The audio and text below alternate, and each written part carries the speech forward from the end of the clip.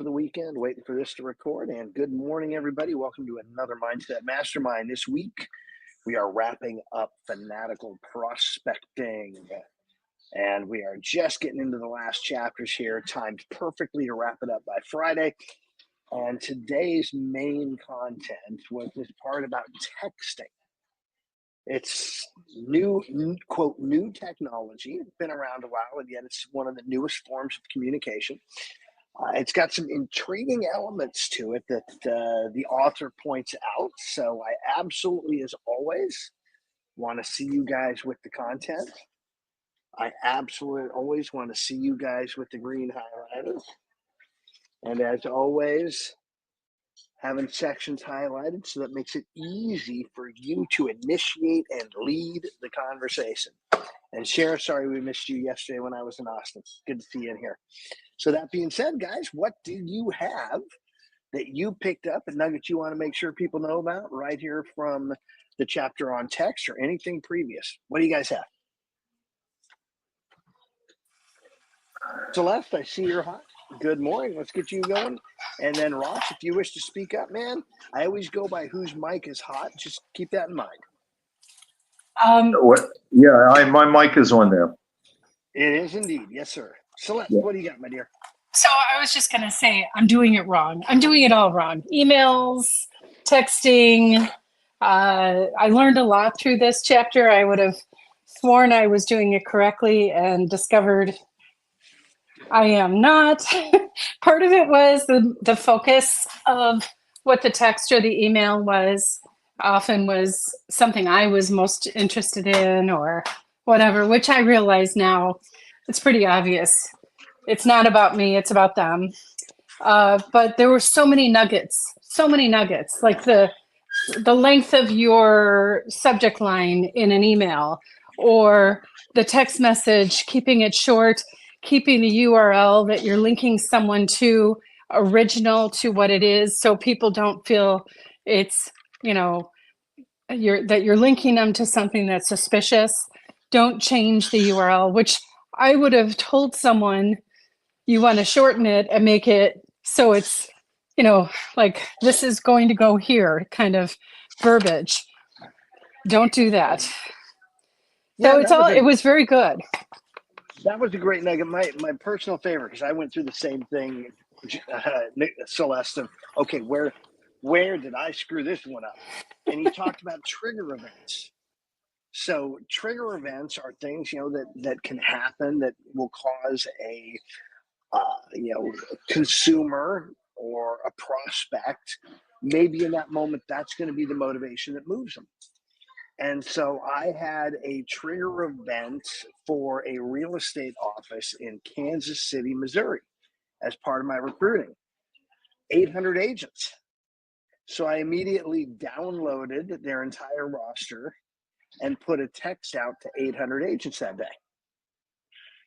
And it did not go well. There was a lot of anger, a lot of animosity, in fact, reporting to corporate. And it was because of the main section in here on trigger events and throughout this section about familiarity. Make sure people know you before you text them. And in fact, right on page 240, when he's talking about trigger events, make sure the prospect knows you before sending this type of message. Many of us have been trained or taught that it's a good cold marketing or cold prospecting tool. And I think we all agree we hate it when we get them cold. We respond negatively when we get them cold. And so it was great to see the author anchor that. And I will promise you guys here, as the lead, I will not do any more cold texting. What else you guys have?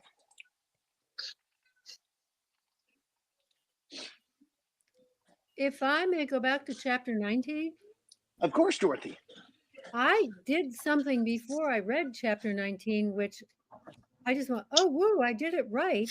And I think it comes from hanging around with you guys and all the thinking we do about how do we come across, what do you say, how does it work?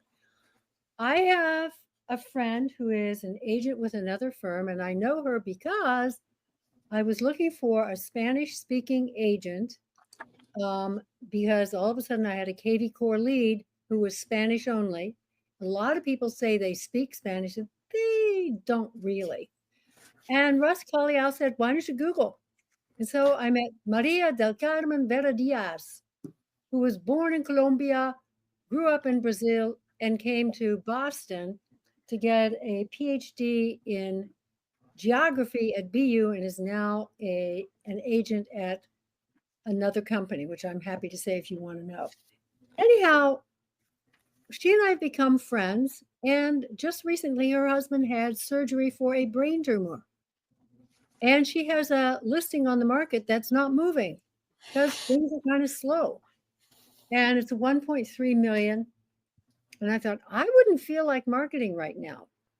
So without saying a word, I reached out to I was surprised myself. I knew 24 luxury agents. The subject line was, can you help me help a friend? Question. I briefly described what was going on for her, did not say the MLS number or her company, just that she was an agent and this is the situation. And now she's the breadwinner for 4.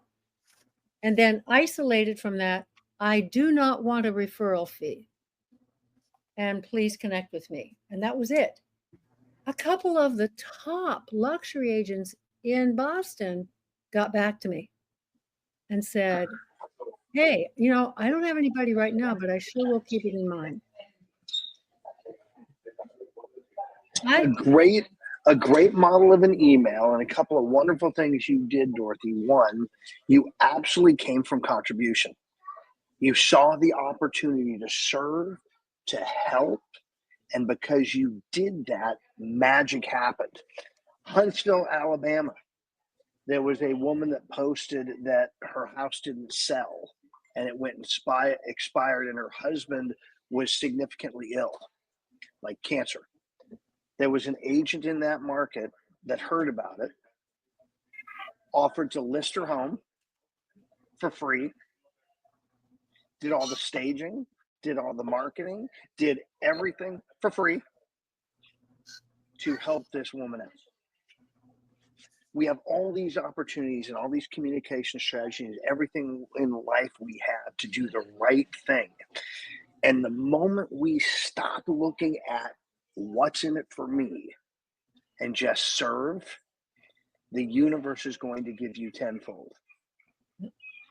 We know from many in our past who have spoken up, all you need to do to get everything you want in life is help enough other people get everything they want. And that's where you started in your heart, Dorothy, which was amazing. Justin, I saw your mic. Come on, brother. What do you got? Yeah, so I've got really a couple of things from these last 2 chapters. The piece on ammo, I really like. So having a plan and really like planning what it is that we're going to say. This was in the email section, but I think we could apply it to both an audience, the method, the message, and the desired outcome. I think way too often I get into these types of things without really having a plan. On page 234, he wraps up the last chapter with pause before you press send. I think this is hilarious because the one morning when you weren't here, I brought up that I had found a typo and I said, for extra credit, has anybody found the typo? And just funny to me that now 2-3 chapters later, he's talking about the typos. And I bring that up, I guess, because I am also guilty of that. And I just started that with this is a question I have for anybody here, I guess. When sending texts and emails, I frequently get a autocorrect where I will say something like, want to meet for coffee, and it'll change it to, I want to meet you for coffee. Or the autocorrect will oftentimes change like the language that I would typically use to a correct form. And half of the time or maybe more than half the time, that changes it to starting with an I instead of the idea that people understand. So I guess the question that I have for that, is it better to be more grammatically correct in Queen's English, or is it better to lose the word I and speak the way that we would generally speak? And then I have one more thing. If we get bored with any other offerings later, I'll bring it up. Well, I had some great feedback on that. I'm looking for at his 7 rules. And rule number 3, avoid rambling run-on sentences. Do not use emoticons. Be professional.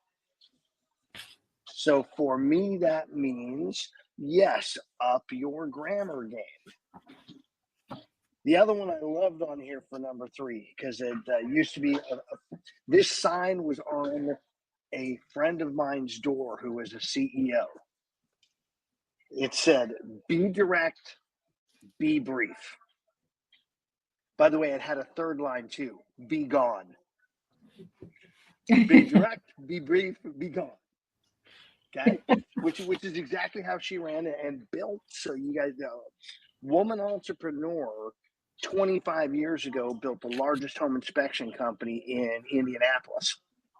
She also had a major real estate operation, a lot of other companies. And this number 3 of the 7 rules was a big part of what made her so successful. So it made me think of her when I saw that.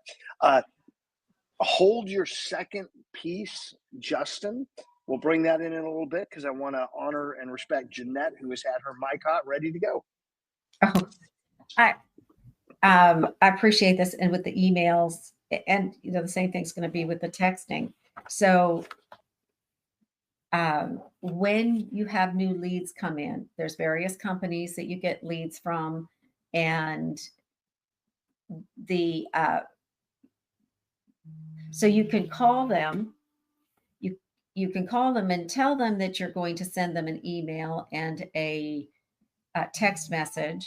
The challenge is that they probably don't listen to the phone message, and so you can text that I have sent you this, I sent you this email, and I sent you this, or you can email and say I'm also texting you. They'll probably get their text first, introducing myself or whichever. So I'm thinking of the ways to change my emails so that I'm not, where did you come from? Because I am in a circumstance where I regularly hear, I got all these emails and I got all these. It's like, they're responding as though everybody in the world, like they're getting 30 calls and 30 emails and 30 texts. So I appreciate this chapter. And what are some other successful things that you're doing for being respectful to people about that? Well, what do you think? Well, these new leads that are coming, new stuff that's coming in. Yeah. Does familiarity exist yet? That's my point. No. So what would Coach Russ tell you to do, Jeanette? Okay. I don't know. Call and leave a voice message. Call and call and call and get that voice-to-voice connection first. Because again, going to page 237, familiarity is critical for prospecting over text. The probability of your text message converting, compelling your prospect to take action, increases exponentially if your text comes after contact through another channel. Let's go through the numbers at the bottom of page 237, 238. A text message sent alone converts at 4.8%. The same message sent after a phone contact increases conversion by 112.6%. Yeah, wow is right, Shara. I saw that. Why? The law of familiarity. By the way, it's the same thing with emails.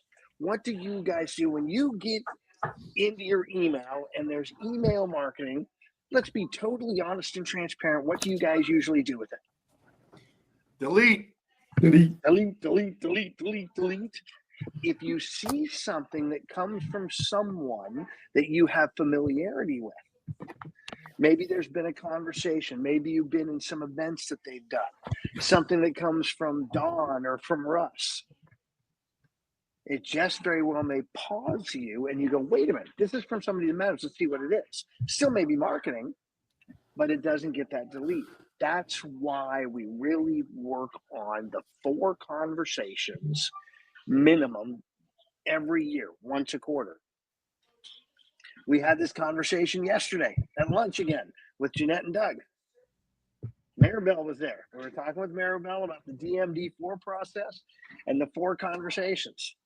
That opens up all these other channels and makes them work at a high level. I got Ann, I got Doug, I got Carrie in that order. Go, Ann. Oh, you're good. So I sort of had a moment this morning where I had clarity, because I think our industry is so broad and so vast, and we don't always know where to start and where to come from. Like, oh my gosh, who do I call? And so I was like, you know what? Here's the reality, is that your firm is like your cold call. Like, those are the people you should be cold calling. And if you run out of people to call on your farm, then grow your farm, because that one-off conversation doesn't do anybody any good. So when you're looking at, so it's like this whole cycle of, if you're running ads or you're getting leads, those are people you're building into warm calls. And those are people you can start building into texts. And when you run out of capacity to reach out to those people with your DMD4 or your what is it called here?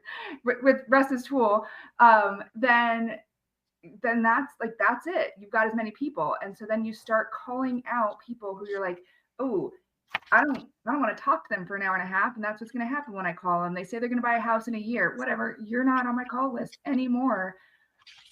Calling people down so that the people you're calling are, and then therefore texting, are the people you want to be calling, because you've compiled this nice big list of people that you actually do want to speak with. And that your farm is the people that you're willing to call and talk to cold, because those people are turning over and they're moving and they don't always recognize you. And so growing them into that warmer audience. And I'm like, that's your market. Like, that's it. And I don't think I've ever had such clarity. And it's kind of come out of the time with you guys and the conversations with you, Russ. And yeah.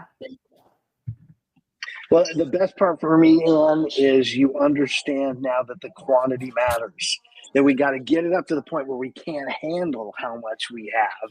And that's going to be the magic that turns it like Kim has now. She's got 10 plus listings going. She's got 5 pending in this terrible market, because she's getting to that point of chaos. Chaos is a wonderful thing to happen. And by the way, fear of chaos is one of the biggest preventers of success. Gets in the way of most people. So if you lead gen and have this prospecting going until you have chaos, guess what Coach Russ is going to tell you to do in that moment? Stomp on the throttle even more. Double up and go even more into that chaos. Let's see what we can break, because the things that break are where we develop a system or a process to solve your kind of chaos. And that is what's going to grow you exponentially. Doug, what do you have, brother?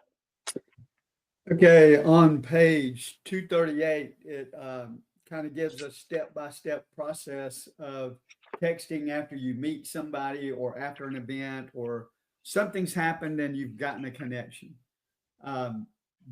Gene Frederick is the greatest example of this. If you meet with Gene Frederick, by the time you get in your car, you've got a text from him. He's just following up to say, good talking to you. Have a great day. We'll talk again soon, or whenever that is, reminding you when you're going to talk again. And that's the exact same process that's listed here on page 238, 239.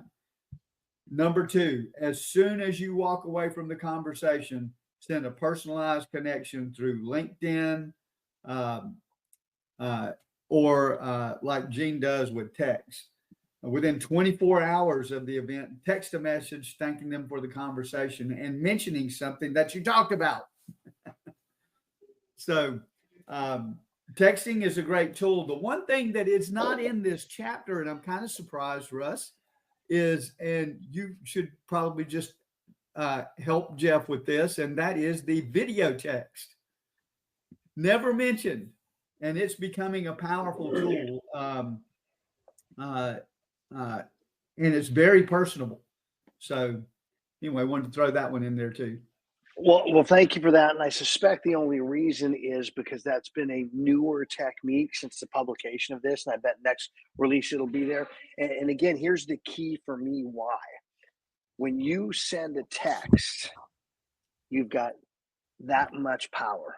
Because remember, 55% of our communication is body language. 38% is the way we speak, tonality, rate of speech, volume. And only 7% is the words we use. So in text or email, it's strictly the words. The moment you convert that to a video text instead, you can follow the same scripting that he does, yet deliver it with passion and empathy. And it is much more impactful.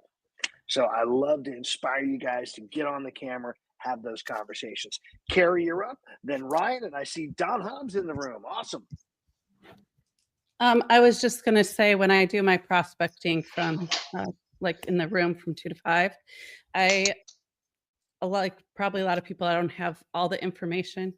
So what I do is if I have the phone number, I'll call and then do my thing. And then in it, I will tell them that I will send my contact information. And then I text them with my business card. And I do the same. If I don't have an email or whatever, then I just do it through text or email as well. Now, when you say your business card, are you sending them, in essence, your V card so they can just click on it and add it to their phone contacts? Or is it an actual image of the card? It's an actual image of the card. So that's the only thing I'd recommend plussing is on your phone, build a V card, which you can do in your own contact system. Yeah. And then you can share that, which can also have a picture of your card, so we can have both. And that way they can add it to their phone, because here's why. Technology is evolving. Like now on my phone, I have it set to where if a number I don't recognize comes in, it goes straight to voicemail. And a lot of people are using that technology now. It's why I always tell you guys, leave a voicemail no matter what, because they may not recognize the number. And if you don't leave a voicemail, they think you're just spam. When you do, they know you're legit. Number two, once the name's in the contact, now when it rings, it will continue to ring and not go straight to voicemail. So just a piece of how we're leveraging today's technology and what's happening in it to improve our game. Ryan, you're up, brother. I would say that the video text is really changing our business. And if you really want to step up your business, bring the emotion, bring the passion, like bring the energy, guys. Like just seeing some of your faces right now, let's throw a smile on them, guys. Get energized and feel good about it. Look at, oh my God, there's some freaking smiles in this room right now. Let's go. The video text and the text messages, that type of stuff is probably 80% of my prospecting right now.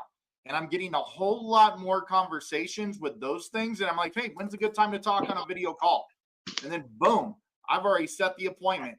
And all that took me was probably like 5 minutes of texting. And I can text probably 40 or 50 people in 15 minutes. So my prospecting, if I'm doing that stuff right, if I'm doing it for attraction, if I'm doing it for my commercial, my team's doing the team's doing our residential stuff, bring the energy, bring the passion, and get those text messages flowing. Get the video out there and get people to know who you are and why they should have no other choice but to want to work with you because of the passion and the experience and the local market expert that you are. Kill it, guys. Let's go. Mike. Hey, Ryan, what are you texting? Like, what do you, because you're doing attraction, right? What are you texting these people? What's up, girl? How are you? So good. So good. Hey, what's up, right? bro? How's business? That's exactly right. That's exactly right. Got you. Just personal, connecting first, relationship first, especially when it's coming to partners, because that's what you're looking for here. We're not attracting. I personally, again, I always use the word recruiting. We're not recruiting just for a body count like other companies. We're looking for people that we want to be in business with, that we want in this room, we want in our other rooms, that we can serve and help and partner with. So we got to make sure they're great people, and that means building a relationship first. And you know what's cool? Somebody did that with me. Mr. Don Hobbs, brother, great to have you in here. Thanks, Russ. Great conversation, guys. This part of the book, I mean, all the books have been great, but this part has really grabbed my attention. I want to go back to something you said, Russ, because there's a piece to this which we have to understand. Everything is changing so quickly that we have to adapt. I have all my spam calls are listed as spam, and all of them go straight to voicemail, right? So I don't get anything that I don't want. And the only people that I'm getting are people that are in my phone. So remember that.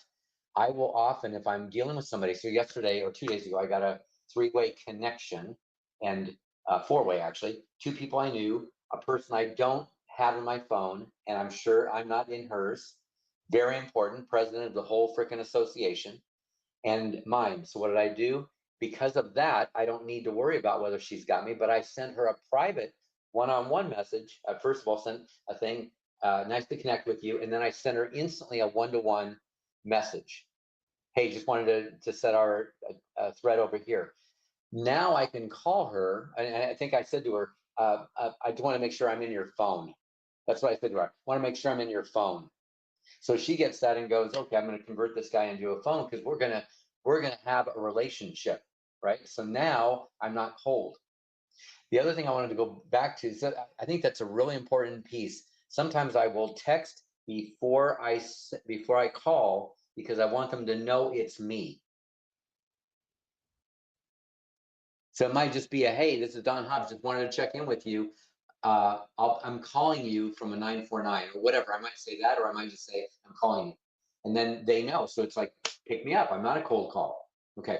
Second thing is I want to go back to the text that you were talking about, Russ, because you talked about the 7% and 38% and 55%. That is so important.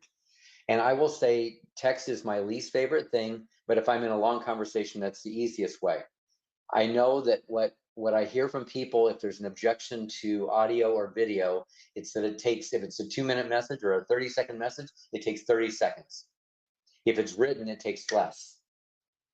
So know that it depends on what stage you're in and what you're accomplishing. Like, I don't need to just, for conversation purposes, have a video. But if I'm really getting to a point that's important, to Ryan, to your point, our smiles, our body language, Russ, all of that is so critical. So I do it in that order. To me, it's first thing least favorite thing is a text. Second favorite thing is an audio, because I'll leave an audio text before I'll leave a voicemail. Audio text will get more attention than a voicemail will. And the third and most important and impressive piece is the video message, and I send them all freaking day long. Amen.